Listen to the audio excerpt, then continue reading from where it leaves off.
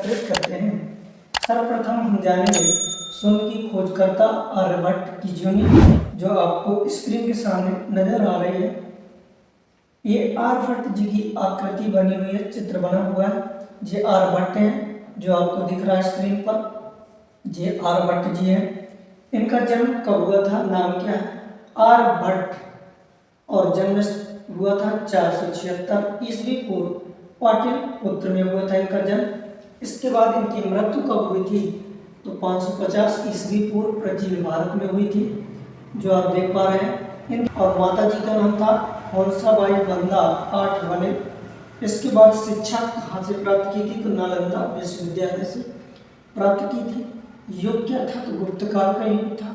रचनाएं क्या थी, तो आर्यभट्टी और आर्य सिद्धांत थी इनकी रचना। पेशा क्या था, तो गणित का नाम था, और ज्योतिष विद और खगोल शास्त्री जिनकी पेशा रहा।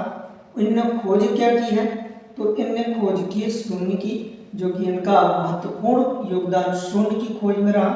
साथ में पाई का मान, ग्रहों की गति एवं ग्रहों की गणना, इनमें भी इनने योगदान दिया, और बीज गणित में भी इनने योगदान दिया, और अनिश्चित समीकरणों के हल और अंक गणित एवं अन्य खोज कार्य में भी इनने योगदान दिया। चलिए आइए अब जानते हैं आगे विशेष योगदान इनका क्या रहा है। तो देख लीजिए आप क्या लिखा हुआ है। बीज गणित में भी सबसे पुराना ग्रंथ आर्यभट्ट का है, जो कि जाना जाता है। आर्यभट्ट जी का योगदान किस किस में, तो सबसे महत्वपूर्ण शून्य की खोज में रहा है।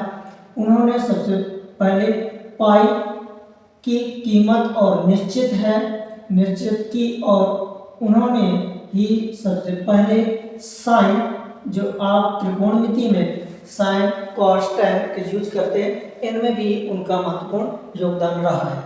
चलिए आगे जानते हैं। कोष्टक दिए हैं। गणित के जटिल प्रश्नों को सरलता से हल करने के लिए उन्होंने ही समीकरणों का आविष्कार किया, जो पूरे विश्व में प्रख्यात हुआ।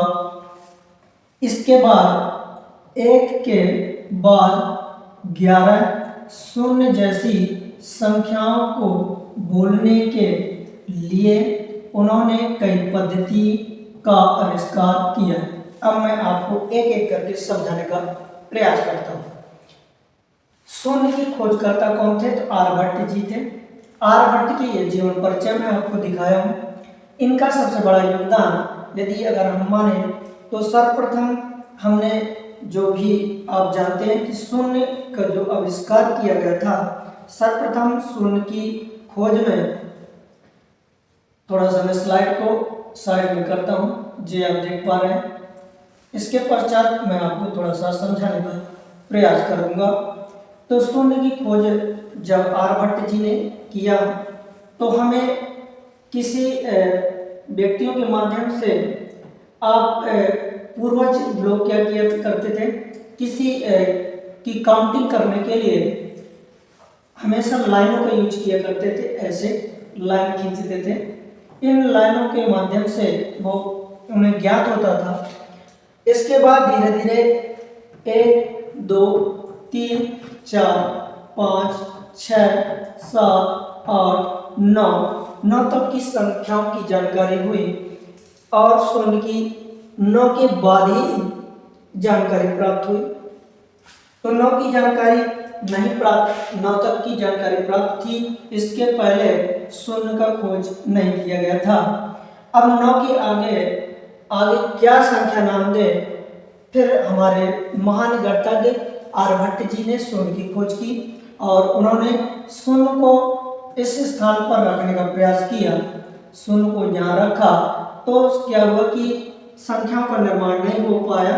तो जैसे 10 की शुरुआत की, फिर 11 12 और 13, तो उन्हें ये अच्छा उपयुक्त ना लगना। फिर इसके बाद उन्होंने क्या किया, शून्य का निर्माण आगे रख दिया। कुछ गणितज्ञों ने का मानना है कि शून्य का अर्थ होता है कुछ नहीं, मतलब ज्ञात है ही नहीं है, तो ये जानकारी दी गई, इसलिए शून्य को फिर आगे रखना प्रारंभ कर दिया गया। इस तरह शून्य की जीवनी कथा है। इसके बाद आइए जानते हैं आर्यभट्ट के जीवन परिचय और शून्य से संबंधित उनका क्या योगदान रहा है। तो चलिए मैं आपको एक एक करके पूरी जानकारी दूंगा आर्यभट्ट के जीवन के से संबंधित क्या क्या खोज की, शून्य का क्या योगदान रहा। तो चलिए मैं आपको ये स्लाइड दिखा रहा हूँ। इसमें आप देखिए, देख पा रहे हैं, थोड़ा सा मैं इसको जूम करने की कोशिश करूंगा ताकि आप अच्छे से एक एक करके देख सकें। ये आप देख पा रहे हैं, जे इसमें क्या लिखा हुआ है, लिखा शून्य जीरो की खोज आर्यभट्ट गणित के इतिहास में शून्य की खोज भारत में हुई थी।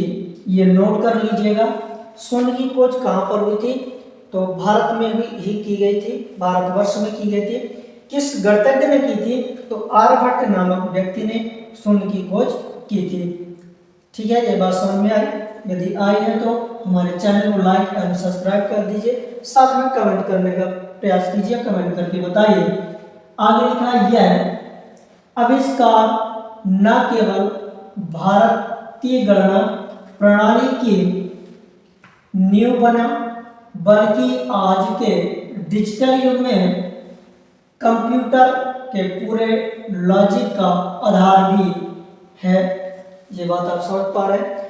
इसका अर्थ यह हुआ कि जब शून्य की खोज हुई, इसके पश्चात कंप्यूटर में जितनी भी प्रणाली एवं पद्धतियां लागू की गई, सभी का महत्वपूर्ण योगदान शून्य की खोज योगदान में रहा। इसके बाद ये आर्यभट्ट जी ने इस शिला के माध्यम से निर्माण दिया। कुछ बीजगणितीय सूत्रों एवं समीकरणों की जो व्याख्या की, वो इस शिलाधार के माध्यम से की। इसके बाद आपको आगे की जानकारी ये है, अगली स्लाइड में देखिए आगे क्या जानकारी दी गई है। तो इसमें लिखा है आर्यभट्ट जी का पूरा नाम क्या है, आप देख पा रहे हैं, ये है। चलिए देखिए क्या लिखा हुआ है,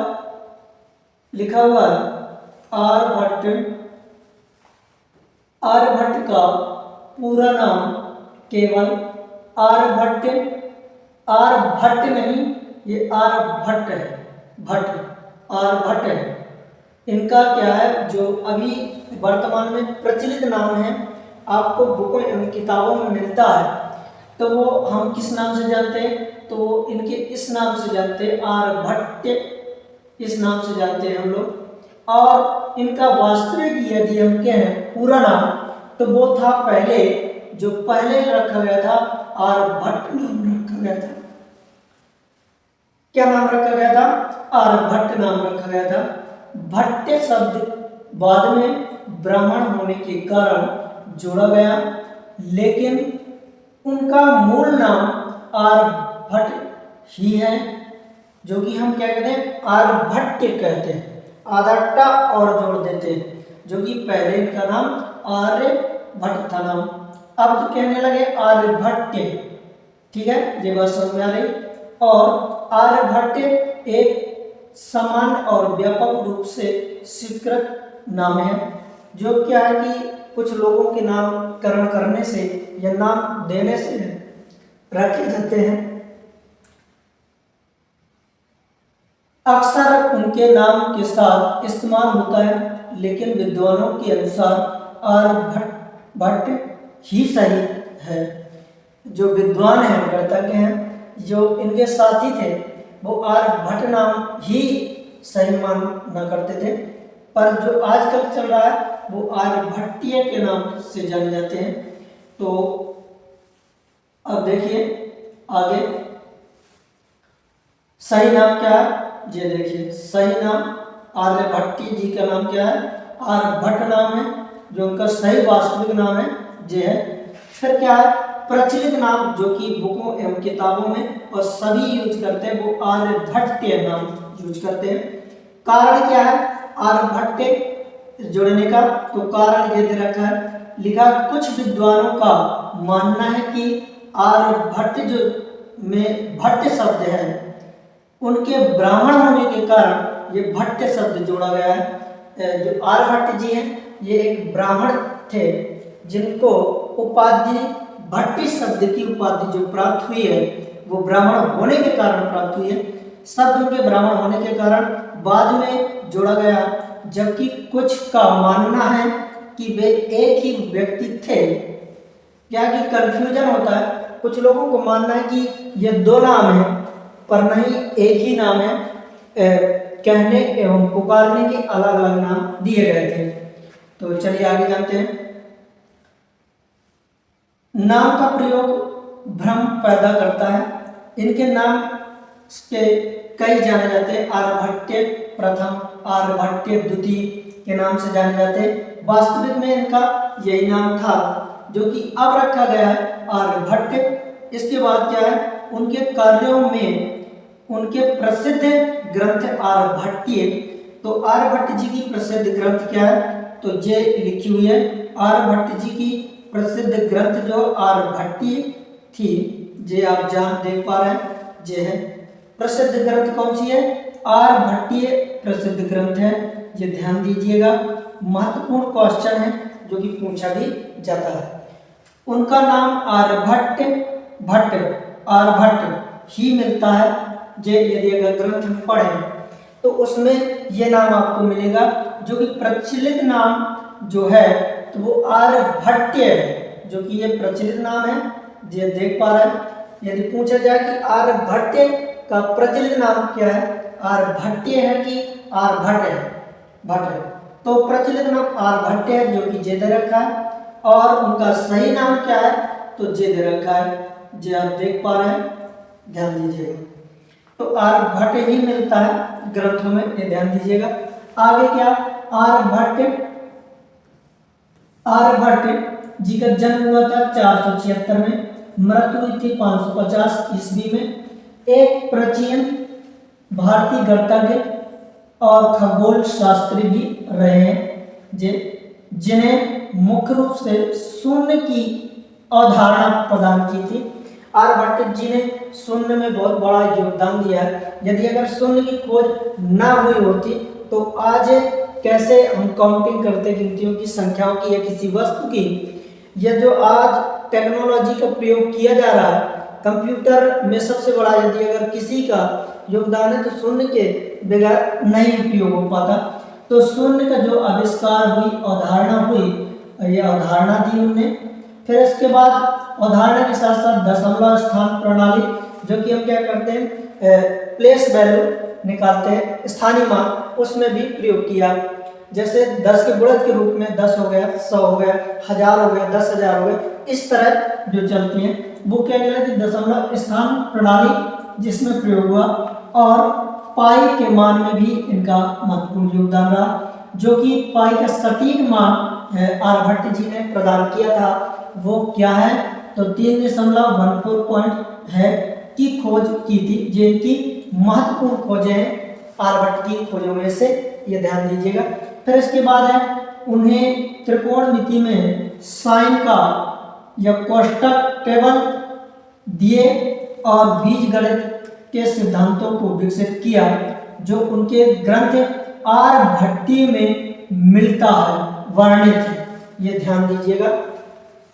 क्या है, आर्यभट्टीय में क्या क्या आपको देखने को मिलता है, तो शून्य की खोज, अवधारणा, दशमलव स्थान प्रणाली का और पाई के मान की खोज का वर्णन किस अध्याय में है, तो आर्यभट्टीय ग्रंथ में वर्णन किया गया है, ये ध्यान दीजिएगा। बहुत महत्वपूर्ण जानकारी आपको मैं दे रहा हूँ। समझ आई हो तो लाइक कर दीजिए, कमेंट कर दीजिए, सब्सक्राइब कर दीजिए। चलिए आगे जानते हैं।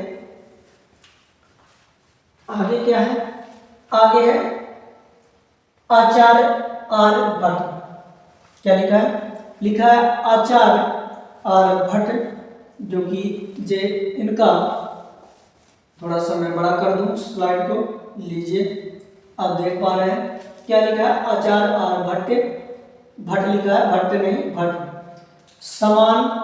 सम्मान के तौर पर उन्हें आचार्य कहा जाता है। मतलब आर्यभट्ट जी को सामान्य तौर पर हम क्या कहते हैं, किस नाम से जानते हैं, आचार्य के नाम से जानते हैं। आचार्य शब्द जो पहले दिया जाता था वो उस टाइम पर जो शिक्षा देते थे उनको आचार्य के नाम से जाना करते थे। नाम का अर्थ है, अब जान लीजिए नाम का क्या अर्थ है। उनके नाम में भट्ट, जो भट्ट शब्द आया है का अर्थ है योद्धा, विद्वान। मैंने आपको जानकारी दी है कि जो भट्ट शब्द आया है, आचार्य शब्द आया है, वो दर्शाता है कि कोई महान व्यक्ति या जो किसी को शिक्षा प्रदान करता है उसमें प्रदान किया जाता है, तो उस शब्द में इनका प्रयोग किया जाता है। जबकि अक्सर लोग इसे गलती से भट्ट लिख देते हैं।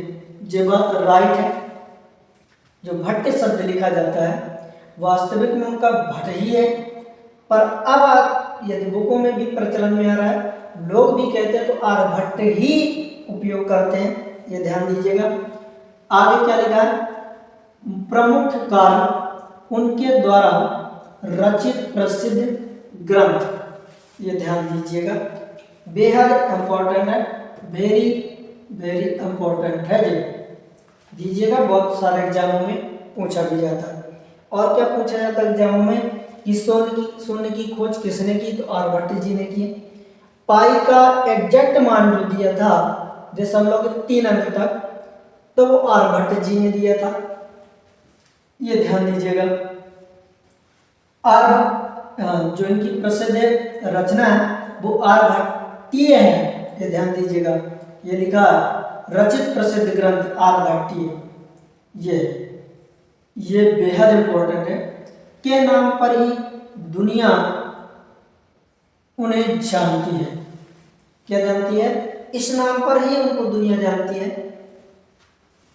आगे क्या लिखा, क्या आप उनके द्वारा की गई शून्य जीरो जिसे हम कहते हैं की खोज या खगोल विज्ञान में उनके योगदान के बारे में विस्तार से जानना चाहेंगे? तो यदि जानना चाहेंगे तो ये आपके सामने दे रखा है। आर्यभट्ट के प्रमुख जो योगदान है वो ये दिए गए हैं, आप देख पा रहे हैं कौन कौन से। चलिए एक एक करके जान लेते हैं। पहला क्या है, पहला दिया है गणित। शून्य का उपयोग स्थानीय मान या स्थान मान जिसे कहते हैं, इंग्लिश में प्लेस वैल्यू कहा जाता है। प्लेस वैल्यू सिस्टम, पाई क्या सटीक गणना जो किसने की थी सर्वप्रथम, तो हमारे आर्यभट्ट जी ने की थी। और त्रिकोणमितीय साइन का प्रयोग या साइन कोसाइन का जो प्रयोग किया था वो किसने किया था, तो आर्यभट्ट जी ने किया था, ये ध्यान दीजिएगा। अगला पॉइंट जो है क्या है, खगोल विज्ञान। उन्होंने बताया कि पृथ्वी अपनी धुरी पर घूमती है, घूर्णन करती है, घूमती है, उसको घूर्णन भी कहते हैं, ये ध्यान दीजिएगा, जिससे दिन और रात होते हैं।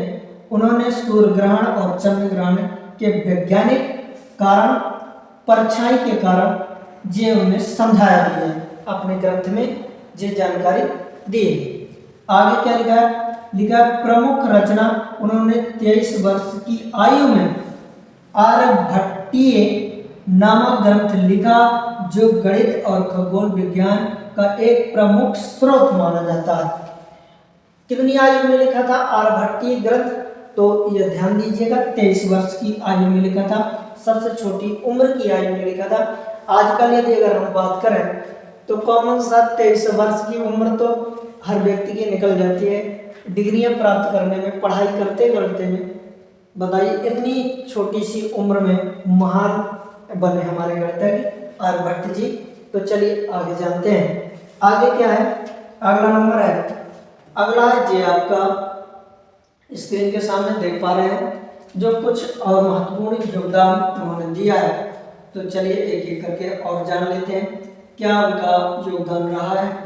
तो चलिए गणित में प्रमुख योगदान, गणित में क्या क्या योगदान दिया है आइए देख लेते हैं। फिर इसके बाद खगोल विज्ञान में क्या योगदान दिए हैं तो उसकी भी जानकारी हम लेंगे। तो पहला है गणित में योगदान, तो पहला शून्य, शून्य जिसे हम जीरो कहते हैं और स्थानीयमान प्रणाली आर्यभट्ट के स्थानीयमान प्रणाली प्लेस वैल्यू जिसे हम कहते हैं, शून्य स्थान धारक जिसे हमें प्लेस होल्डर के रूप में उपयोग किया जाता है। आइए ये लिखा पाई जिसमें सटीक मान उन्होंने दिया था। पाई का सटीक मान उन्होंने पाई का मान 3.1416 अर्थात जो लिखा है 62,832 20,000 बताया, जो भिन्न के रूप में बताया हमारे आर्यभट्ट जी ने, जो उस समय के अनुसार बहुत सटीक था। आगे क्या, त्रिकोणमिति में उन्होंने योगदान दिया। क्या दिया, जिसे हम इंग्लिश में ट्रिग्नोमेट्री भी कहते हैं। उन्होंने साइन या तालिका विकसित की, त्रिकोणमिति अनुपातों का उपयोग किया, इसमें भी हमने योगदान दिया। अगला पॉइंट है बीजगणित। बीजगणित आप जानते ही हैं जिसमें चर और अचर राशियों का में योग होता है, उनमें बीजगणितीय समीकरणों अवधारणाओं को प्रदान किया। उन्होंने क्या क्या किया, उन्होंने द्विघात समीकरण जैसे ax² + bx और +c = 0, अंकगणितीय श्रृंखला और रैखिक समीकरणों को हल करने के तरीके दिए। इसके बाद उन्होंने क्षेत्रफल और आयतन के बारे में भी जानकारी दी। किस किस में, तो वृत्त, त्रिभुज और पिरामिड के बारे में जानकारी दी। उनके क्षेत्रफल और आयतन निकालने के सूत्र भी प्रतिपादित किए हमारे आर्यभट्ट जी ने। अब आइए अब हम जानते हैं किसमें, गणित और खगोल विज्ञान में क्या इनका योगदान रहा। आइए देखते हैं। तो पहला योगदान है, क्या है, पहला योगदान है शून्य। क्या है, शून्य और दशमलव। जो शून्य के साथ साथ आर्यभट्ट जी ने दशमलव स्थानीय मानों का भी प्रयोग किया था। तो उन्होंने स्थानीय मान दशमलव प्रणाली के साथ साथ प्लेस वैल्यू दशमलव संख्याओं में भी उन्होंने वर्णन किया और बताया। पाई का भी मान अभी मैंने जिक्र किया ही था, जो भी बताया था हमारे आर्यभट्ट जी ने। फिर इसके बाद खगोल विज्ञान में भी उनका योगदान रहा।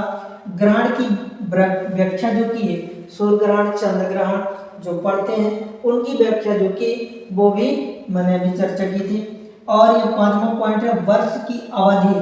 उन्होंने एक वर्ष में 365.258 दिन होने का सटीक गणना भी की थी।